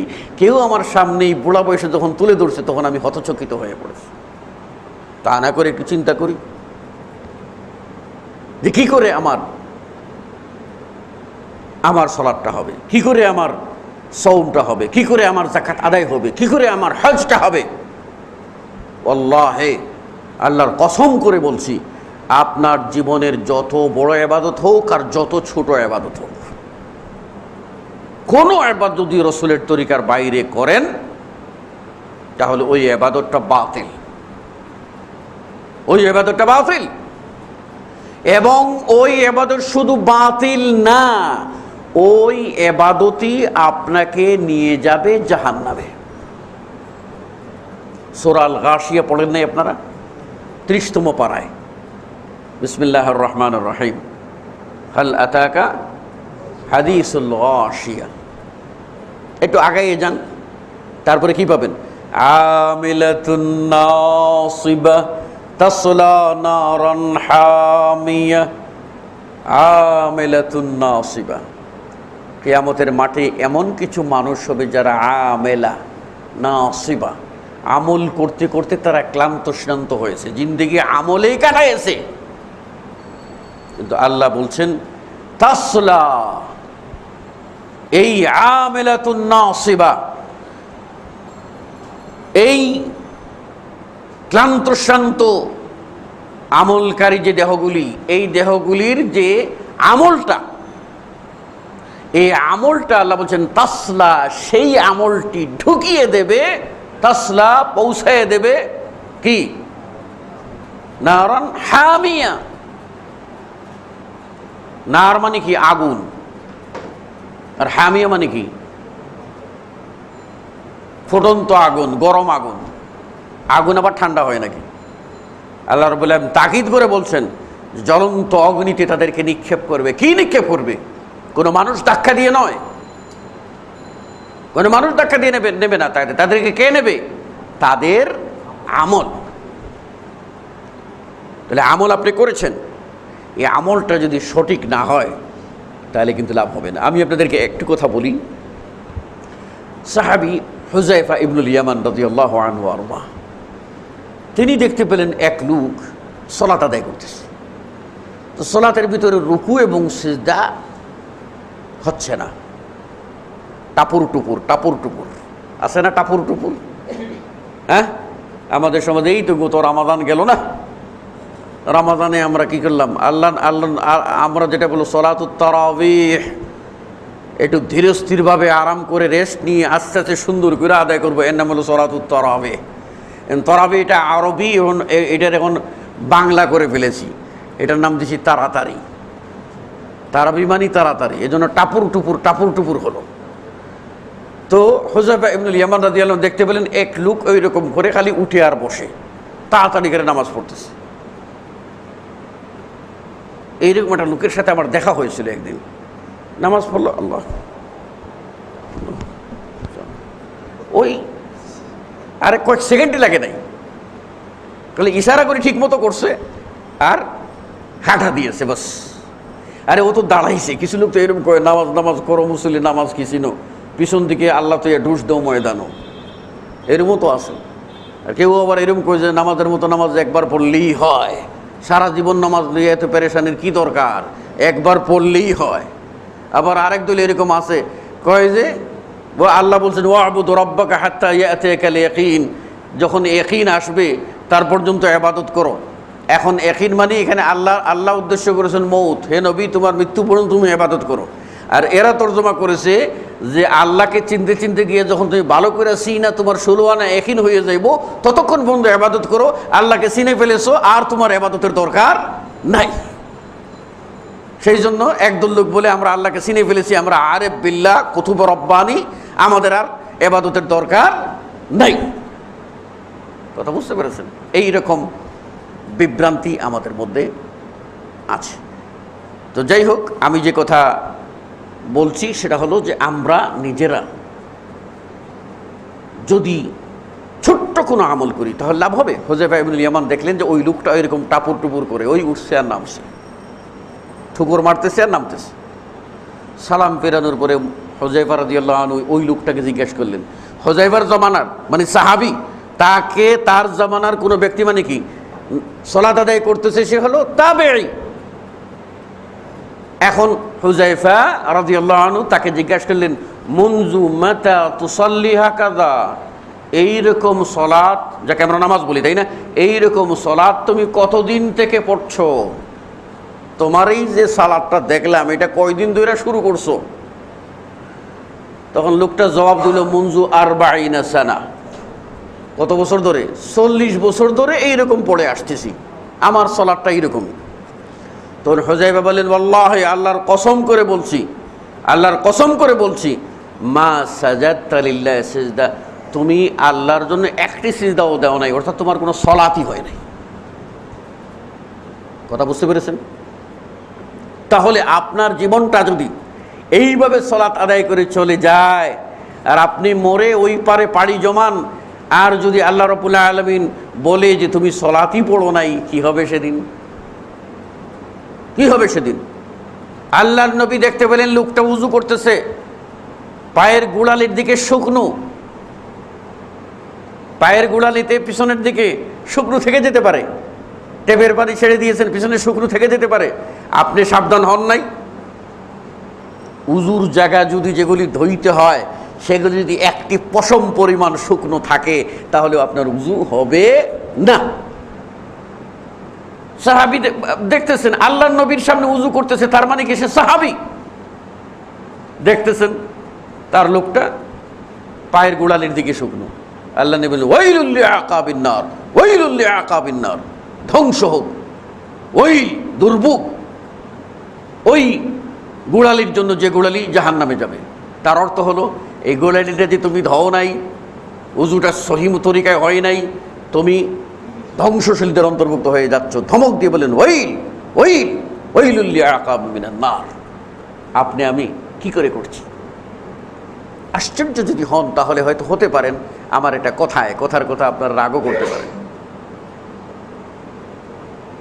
যে আপনার আমার কোনো ইবাদত ছোট এটা মনে করার কোনো সুযোগ নাই। একজন মোটরসাইকেল ওয়ালা নিজেই কিনেছেন, তিনি যদি বলেন যে ক্লাসের তারটা খামাখা এখানে লাগাই দিয়েছে, দরকারটা কি? তারটা থুয়ে দিই, আমার হোন্ডা আমি যেমন করে তেমন করে চালাবো, ক্লাসের তারটা বাদ দিয়ে পণ্ডিতি করতে গেলেই কিন্তু কী হয়ে যাবে, চিৎপটাং। কথা ঠিক না বেটি? ওখানে ক্লাসের তারটারও কি আছে, দরকার আছে। 1993 সালের কথা, রাজশাহী বিশ্ববিদ্যালয়ের এক ছাত্র, আমাদের অত্যন্ত প্রিয় ভাজন, সে আমাদের এক ভাইয়ের একটু বাজার সদাই সকালবেলা করে এনে সে একটি পুকুরে গোসল করতে গেছে। আর গোসল করতে গিয়ে আপনার পুকুরে লাফ দিয়েছে, পানিতে লাফ দিয়ে পড়েছে কয়েকজন মিলে। এর মধ্যে দেখে রফিক লাফ দিয়ে অনেকক্ষণ চলে গেছে, আর নিচ থেকে উঠে না। তার এই বন্ধুরা সকলে তাকিয়ে দেখে তার আপনার দুটা পা পানিতে, মানে একটু দেখা যাচ্ছে পানি নাড়ছে। তাড়াতাড়ি করে বুঝতে পারলো কি একটা দুর্ঘটনা হয়ে গেছে, তাকে সেখান থেকে উঠাই আনলো। উঠাই আনার পরেই সে তার জ্ঞান ছিল, সে বলল, তোমরা যদি আর 1 মিনিট দেরি করতে বোধহয় আমি আর দম ধরেও রাখতে পারতাম না, আমি মারা যেতাম। উঠেই নিয়ে যাওয়া হলো, কিন্তু সে এই ঘাট থেকে তার দেহ সম্পূর্ণ বিচ্ছিন্ন হয়ে গেছে, কোথাও বিচ্ছিন্নতার কোনো আলামত নাই, শরীর নাড়তে পারতেছে না। রাজশাহী মেডিকেলে নিয়ে যাওয়া হলো, ভর্তি করা হলো, অনেক চেক আপ করা হলো, কোনো কিছু সমাধান হয় না। তারপরে বিভাগীয় যিনি প্রধান, তাকে ডেকে আনা হলো। তিনি এসে দিলেন তাকে 72 ঘন্টা সময়, বললেন 72 ঘন্টা চিকিৎসার মধ্যে যদি সে বেঁচে থাকে তাহলে তাকে নিয়ে চিন্তা করা যাবে। কেননা আমার ধারণা তার আপনার ছোট্ট একটি রগ আছে, চিকন রগ, সুতার মতো, যে এইটা বোধহয় ছিঁড়ে গেছে। যদি ছিঁড়ে যায় তাহলে কোনো শক্তি দিয়ে তাকে বাঁচানো যাবে না। যা মস্তিষ্কের সাথে দেহের কানেকশন এর মধ্যে সহায়ক। ওই তারটা ছিঁড়ে গেলে আর কানেকশন কি হয়ে যায়, ডিসকানেক্ট হয়ে যায়। বোধহয় সেটা হয়েছে। 72 ঘন্টা লাগে নাই 48 ঘন্টার ভিতরে রফিক দুনিয়া থেকে বিদায় হলো। আমরা তাকে জানাজা পড়ে বিদায় দিলাম। একটি ছোট তার। সুতরাং আপনার সালাত, আপনার সৌম ও জাকাত, আপনার ইমানের একটি ছোট তার যদি ছেঁড়া থাকে, ওই মিয়া উইটে লিয়া কিয়ামতের মাঠে কি নিয়ে উঠবেন আল্লাহর কাছে? আল্লাহ আল্লাহ, একটু সাবধান ও সতর্ক হই। আমার কথায় রাগ করবেন না। প্রাথমিকভাবে কিছু কথা আমি আপনাদের সামনে এই পর্যন্ত রাখলাম। এখন সময়ও কম, আমরা কয়েকটি প্রশ্নের উত্তর জানা থাকলে দেব। আমার আবার একটু মানে এটা এরকম, আমি কিন্তু স্বাভাবিক একটা কথা বলি যে প্রশ্ন করা আপনার অধিকার, আর উত্তর দেওয়া আমার উপরে ফরজ। প্রশ্ন করা আপনার অধিকার, উত্তর দেওয়া আমার উপরে ফরজ। আর উত্তরের বেলায় কোনো প্রশ্নের জবাব জানা না থাকলে সেটাও বলে দেওয়া আমার ফরজ। কোনো প্রকার গুজামিলের আশ্রয় নিয়ে নয় ছয় করে আপনাকে বুঝিয়ে দেওয়া, এটা আমার জন্য বিলকুল হারাম, আমার জন্য হারাম। সুতরাং আমি স্পষ্টবাদী। আমি বলি যে আল্লাহ নবীর সাহাবীদের কথা যদি বলা শুরু করি তাহলে দেখবেন তাদের জীবন এমন ঘটনা ঘটে গেছে যে তাদেরকে জিজ্ঞাসা করা যে বলছে যেটা আমার জানা নেই। আর আমরা কিন্তু বর্তমানে দেখতে পাই যে এমন আলেম খুবই কম পাওয়া যাবে যারা বলছে যে এটা আমার জানা নেই, এটা আমাকে দেখতে হবে। বরং প্রশ্ন করবেন আর উত্তরে মুখের উপরে রেডি আছে, সব জানতা আমরা এখন হয়ে গেছে। এই কারণে আমি খুব ভয় পাই বিষয়টা নিয়ে। আমি যেটুকু জানবো সেটি বলবো। প্রথম কথা, একজন জিজ্ঞেস করছেন যে যখন কোনো বেদাত দেখি তা বন্ধ করার উদ্যোগ নিলে অন্যরা বলে এতে ফিতনা সৃষ্টি হবে এবং আল্লাহ বলেছেন ফিতনা হত্যার চেয়েও জঘন্য অপরাধ, বলে বেদাত বন্ধে আমরা কিছু করতে পারি না এবং একই বেদাত দিনের পর দিন চালু আছে। এই অবস্থায় আমাদের করণীয় কি? এই প্রশ্নের জবাবে বলবো যে বেদাত দেখলে বন্ধ করতে হবে, উদ্যোগ নিতে হবে। বেদাত হোক, শিরক হোক, আর যে কোনো নিষিদ্ধ কাজ হোক। রাসূলুল্লাহ সাল্লাল্লাহু আলাইহি ওয়াসাল্লাম বলেছেন মান রাআ মিনকুম মুনকারান ফালিয়ুগাইয়িরহু বিয়াদিহি। কেউ যদি কোনো মুনকার গর্হিত কাজ দেখে, শরীয়ত অপছন্দ করিতে কোনো কাজ দেখে, সেজন্য সেটা তার হাত দিয়ে প্রতিহত করে, চেঞ্জ করে দেয়, বদলাইয়ে দেয়। আর সেটা যদি সম্ভব না হয় তাহলে তার জবান দিয়ে বলবে যে এটা হারাম, এটা নিষিদ্ধ, এটা অন্যায়, এটা করা যাবে না। তাতেও যদি তার শক্তি না থাকে তাহলে সে অন্তত কি করবে? অন্তর দিয়ে সে কি করবে? এটাকে ঘৃণা করবে। আল্লাহ নবী বলছেন এটা হলো থার্ড ক্লাস ইমানের পরিচয়, ওযালিকা আযআফুল ঈমান, সবচেয়ে দুর্বল ইমানের পরিচয়। তাহলে বোঝা গেল অন্যায় দেখলে আপনাকে নিষেধ করতে হবে। এর এখানে নবী করিম সাল্লাল্লাহু আলাইহি ওয়াসাল্লাম আপনাকে স্টেজ বলে দিয়েছেন, অন্যায় প্রতিরোধ করার ক্ষমতা আছে, করে ফেলুন। ক্ষমতা নাই, বাধা দেন, মুখ দিয়ে বাধা দেওয়ারও ক্ষমতা নাই আপনার, সেক্ষেত্রে আপনি অন্তর দিয়ে কি করবেন? এটাকে ঘৃণা করবেন এবং এটার পাশ কেটে চলে যাবেন। কাজেই আপনাকে যদি কোনো মানে যারা বলে যে বেদাত প্রতিহত করতে গেলে বলে যে ফিতনার সৃষ্টি হবে আর ফিতনা হত্যার চেয়ে গুরুতর অপরাধ, এখানে ফিতনা আল্লাহ রাব্বুল আলামিন বলছেন ওয়াল ফিতনাতু আশাদ্দু মিনাল কতল, ফিতনা হত্যার চেয়েও আশাদ, অধিক মারাত্মক। এখানে ফিতনা দ্বারা কি বোঝানো হয়েছে? কোরআনুল কারীমে ফিতনা 11টি অর্থে আসছে। তার মধ্যে একটি অর্থ হলো এখানে আশাদ্দু মিনাল কতল, হত্যার চেয়েও ভয়াবহ। এই ফিতনা অর্থ হলো শিরক। শিরকটা হচ্ছে আপনার হত্যার চেয়েও ভয়াবহ, এই অর্থ করা হয়। কাজেই এখানে যে ওই সমাজে লেগে যাবে এই ফিতনা, এই ফাসাদ লেগে যাবে, কথা কাটাকাটি হবে, দ্বন্দ্ব হবে, এটা উদ্দেশ্য করে আপনার বেদাত বাধা দেবেন না তা নয়। এটা অন্যান্য আমল দ্বারা, অন্যান্য হাদিস দ্বারা যেটা জানা যায় সেটা হলো যে সমাজে বিশৃঙ্খলা সৃষ্টি করা যাবে না, স্টেপ বাই স্টেপ আগাইতে হবে। সেই ক্ষেত্রে সমাজের মানুষের ভিতরে আপনার জাগরণ সৃষ্টি করতে হবে, তাদেরকে উদ্বুদ্ধ করতে হবে। এই বেদাত বা এই শিরক বা এই মুনকার কাজের ভয়াবহতা তাদেরকে বোঝাতে হবে। ইনশাআল্লাহ এক সময় আসবে যে তারা এই ভুলটা বুঝতে পারবেন এবং সংশোধন হয়ে যাবেন। কিন্তু সমাজে কিছু হবে, এই ভয়ে যদি হক প্রকাশ আপনি না করেন, তাহলে হক প্রকাশ কোন দিন করবেন? রাসূলুল্লাহ সাল্লাল্লাহু আলাইহি ওয়াসাল্লাম বলেছেন, দিন এমনও আসবে যে ঈমান রাখা এত দায় হবে যে কেউ আপনার বাড়িঘর, ছেলে, ছাগল নিয়ে পাহাড়ের চূড়ায় উঠে যান বাঁচাইতে চেষ্টা করবে, ওখানে গিয়ে ঈমান রক্ষা করা যায়, এইরকম অবস্থা হবে। তাহলে দিন দিন ভয়াবহতার দিকে যাবে। আপনি যদি বলেন যে না ফিতনা হচ্ছে, বলবো না, ফিতনা হচ্ছে, যদি কেউ ভুল বোঝে, যদি কেউ বলে যে আবার কোন দল নিয়ে আইলো, কোন কথা নিয়ে আসলো, এই বয়ে যদি আপনি হক গোপন রাখেন, তাহলে আপনি গর্হিত কাজ করেছেন। আল্লাহ বলছেন, ওয়ালা তাকতুমুল হাক্কা ওয়া আনতুম তা'লামুন, তোমরা জেনে বুঝে হককে গোপন করিও না। সুতরাং আপনি আপনার জবান দ্বারা এটা বলে দিন যে এই কাজটি অন্যায়, আপনার আমল দ্বারা সেটা বলে দিন। আপনি এতে অংশ না নিয়ে বলে দিন যে আমি এই কাজটার সাথে নাই। ইব্রাহিম আলাইহিস সালাম একদিকে আর সারা পৃথিবী আরেকদিকে, একা ইব্রাহিম, বাপ দাদা 14 পুরুষ একদিকে, সারা পৃথিবী একদিকে।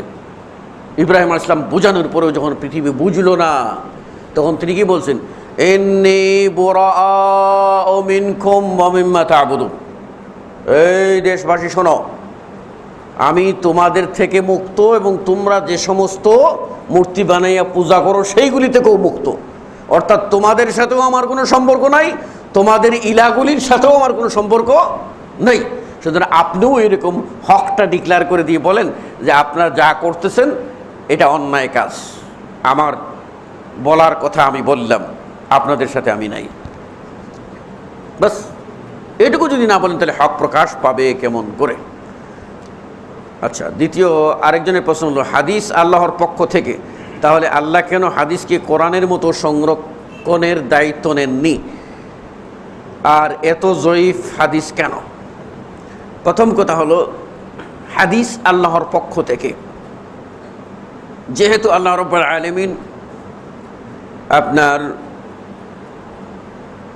কোরআনুল কারীম বলছেন, সূরা আন-নাজম, আল্লাহ বলছেন, ওমা ইয়ানতিকু আনিল হাওয়া ইন হুয়া ইল্লা ওয়াহয়ুন ইউহা, মুহাম্মদ তার প্রবৃত্তি থেকে কিছুই বলে না, কেবল তাই বলে যা তার কাছে ওহী করা হয়। তাহলে আল্লাহর নবী যা বলেন তা হলো আল্লাহর কাছ থেকে আসে, সুতরাং এটা আল্লাহরই বাণী।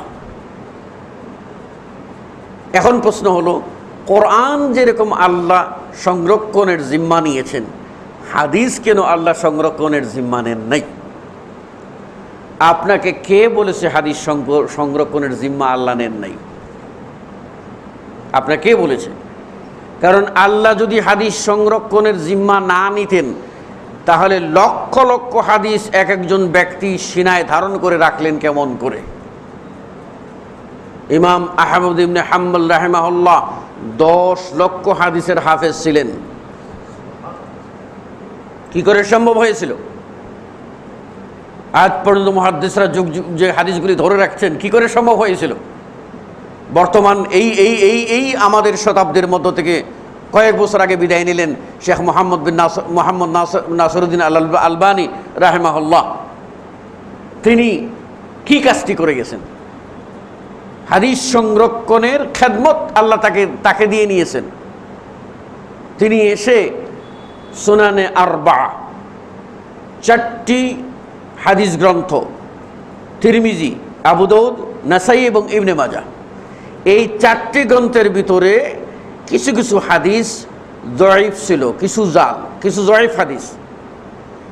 এই জাল নয় জয়ীফ, এই জয়ীফ হাদিসগুলি যেগুলি ছিল সেইগুলি আলবানী যাচাই বাছাই করে পূর্ণ আলাদা করে দেখিয়ে দিয়েছেন, এইগুলি হলো সহিহ আর এইগুলি হলো জয়ীফ। সুতরাং এইভাবে আল্লাহ রাব্বুল আলামিন যে বলছেন তিনি সংরক্ষণ করবেন তার দিন, আল্লাহ রাব্বুল আলামিন কিয়ামত পর্যন্ত সংরক্ষণ করবেন। কোরআনকে আল্লাহ রাব্বুল আলামিন নিজে বলেছেন, কোরআন ডাইনে বামতে কোনো দিক থেকে বাতিল স্পর্শ করবে না, এটা আল্লাহ সংরক্ষণ করবেন। হাদিসকেও আল্লাহ রাব্বুল আলামিন সংরক্ষণের দায়িত্ব নিয়েছেন। আল্লাহ রাব্বুল আলামিন যাবে করার দায়িত্ব যুগে যুগে তিনি মুহাদ্দিসদের মাধ্যমে এটা করিয়ে নিচ্ছেন, এবং এখন আমাদের কাছে স্পষ্ট হয়ে আছে, এখন আর লুকোচুরির কোনো সুযোগ নাই। বর্তমানে আমাদের দেশে আমাদের সিলেটের কিছু ভাইয়েরা আপনাদের হাদিসের বাংলা সফটওয়্যার তৈরি করেছেন। আপনাদের কাছে খবর পৌঁছেছে? হ্যাঁ, পৌঁছেছে আপনাদের কাছে? আমার কাছে সফটওয়্যার আছে, কখনো যদি আপনারা চান নিয়ে এসে কপি করে নিতে পারবেন, বা ওদের কাছে বললে কিনে নিতে পারবেন। বাংলা সফটওয়্যার, আপনি লিখে একটা হাদিস বাংলায় ক্লিক করলে পেয়ে যাবেন বুখারী না মুসলিম না আবু দাউদ, এটা কোন নম্বর হাদিসটা, কি সহিহ না জয়ীফ, একেবারে সহজে পেয়ে যাচ্ছেন। কি আপনারা খুশি হলেন না বেজার হলেন? তো বলেন না আলহামদুলিল্লাহ।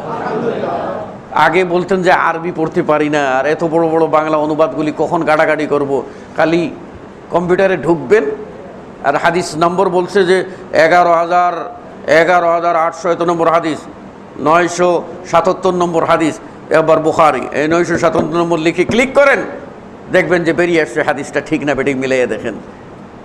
আল্লাহু আকবার। আল্লাহর দিন এভাবেই আল্লাহ সংরক্ষণ করেন। এবার তিনি বলছেন যে জয়ীফ হাদিস কেন, জয়ীফ হাদিস কেন, এই কথার জবাবে আমি ইঙ্গিত দিয়েছি। জয়ীফ হাদিস আল্লাহর দিন থেকে, মূল স্পিড থেকে মানুষকে সরিয়ে রাখার জন্য সৃষ্টি হয়েছে, এবং জয়ীফ হাদিসের প্রথম উদ্যোক্তারা আপনার হচ্ছেন খারজি, এই সমস্ত লোকেরা যারা আপনার বিদ্রোহী, আল্লাহ নবীর জমানায় তারা ছিল কিন্তু উত্থান ঘটাতে পারে নাই। আল্লাহ নবীর পরে সাহাবাদের জমানায় তারা উত্থান এর চেষ্টা করেছে এবং তাদের বিরুদ্ধে লড়াই হয়েছে, যুদ্ধ হয়েছে, এগুলি ইতিহাস আপনাদের অনেকেরই জানা আছে, আমি এখানেই বললাম না। সংক্ষেপ, জয়ীফ হাদিস কেন? কারণ জয়ীফ, মওদু এইসবগুলি থাকবে, যাচাই বাছাইয়ের প্রশ্ন আছে। আরেকজন আমাকে প্রশ্ন করেছেন, আসসালামু আলাইকুম, কোরআনের নাসিখ ও মানসুখ সম্পর্কে আমাদের বিশ্বাস কীরকম হতে পারে? আল্লাহ রাব্বুল আলামিন যেভাবে বলেছেন সেভাবে বিশ্বাস করবেন। আল্লাহ বলছেন, মা নানসাখ মিন আয়াতিন আও নুনসিহা না'তি বিখায়রাম মিনহা। আল্লাহ রাব্বুল আলামিন বলছেন, কোরআনের কোনো আয়াত যদি আমি উঠিয়ে নেই তাহলে তার চেয়ে উত্তম আয়াত দেই। উঠিয়ে নেওয়া এবং দেওয়া শেষ হয়ে গেছে, উঠিয়ে নেওয়া এবং দেওয়া শেষ হয়ে গেছে, ওহির দরজা বন্ধ। নাসিখ মানসুখ সম্বন্ধে ঈমান কি রাখবেন? যা ঈমান আল্লাহ বলেছেন তাই রাখবেন। এখানে আপনি আমি ওই উঠিয়ে নিতে পারেন বলে বলবেন যে বোধহয় এই যুগে এসে এই আয়াতটা উঠিয়ে দেবেন আপনি, আর সেখানে আরেকটা আয়াত সেট করবেন, এটা হতে পারে না।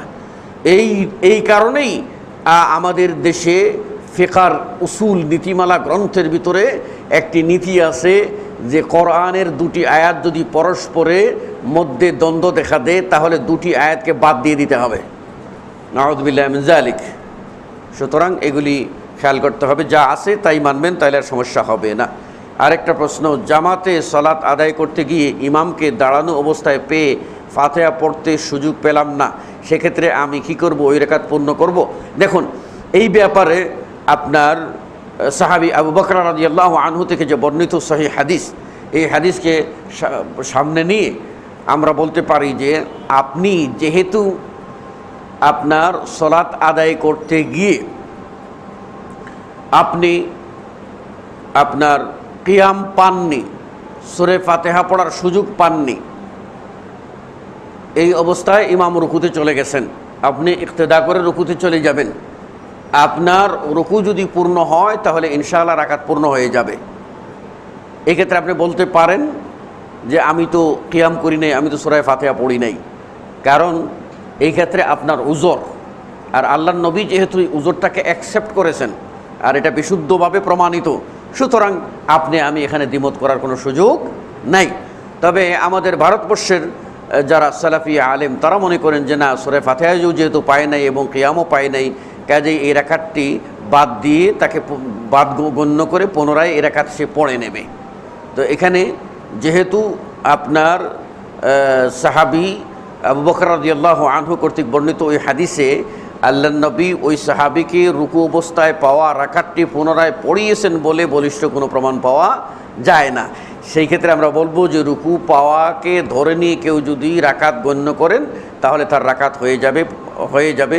আর কেউ যদি মনে করেন যে আমার কিয়ামও ছুটেছে, সূরা ফাতিহা ছুটেছে, তাহলে এটি ইখতিলাফ মনে করে তিনি আরেক রাকাত পড়ে নেবেন, ইনশাআল্লাহ কোনো সমস্যা হবে না। আল্লাহু আ'লাম বিস-সাওয়াব। আপনাদের জামাত হবে, সময় আমি বেশি নিয়ে ফেলেছি, দুঃখিত।